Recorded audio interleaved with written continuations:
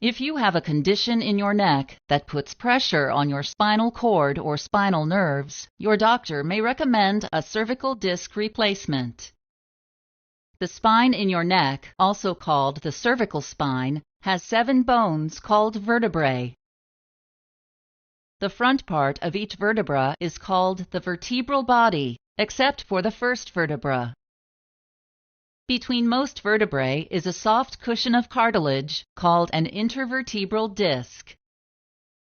The back part of each vertebra has a curved section called the vertebral arch.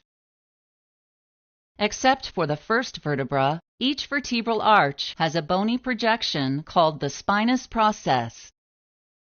On each side of the spinous process is a flat piece of bone called a lamina.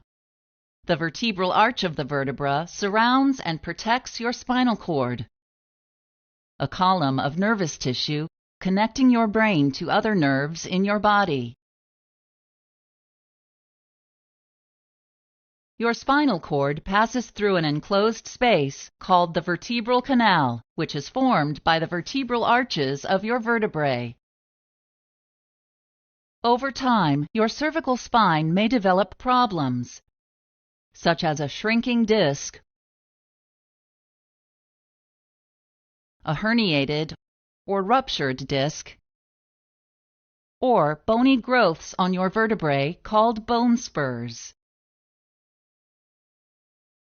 These changes can narrow your vertebral canal and put pressure on your spinal cord or the nerves that branch off of it.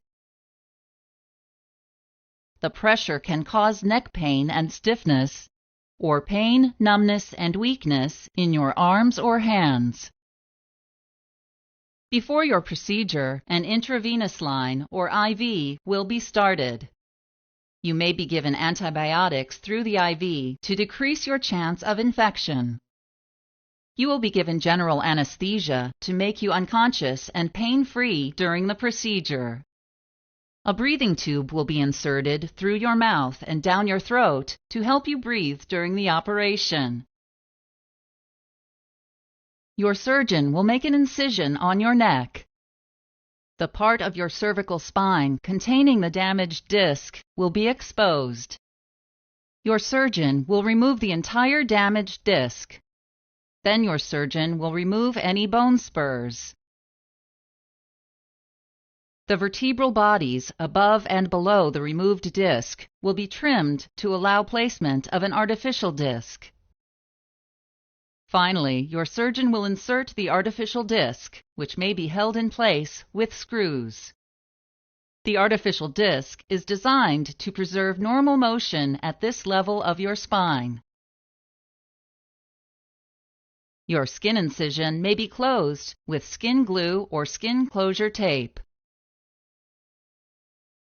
After your procedure, your breathing tube will be removed, and you will be taken to the recovery area for monitoring.